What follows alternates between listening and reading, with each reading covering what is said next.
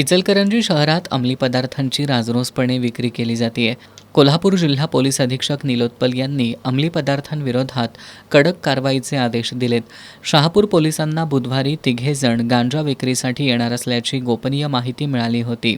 गोपनीय माहितीच्या आधारे शहापूर पोलिसांनी कोरोचीतील चव्हाणवाडी इथं सापळा रचून गांजा विक्रीसाठी आलेल्या मूळचे उत्तर प्रदेशचे रहिवासी असलेले मात्र सध्या कोरोचीत वास्तव्यास असणाऱ्या राजवीर सुरेंद्र सिंग, मोहसिन सनदी आणि सार्थक बिंद या तिघांना ताब्यात घेतलंय.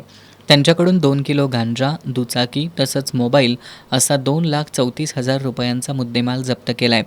त्यांच्यावर शहापूर पोलीस ठाण्यात गुन्हा दाखल करण्यात आला असून अधिकचा तपास शहापूर पोलीस करतायत.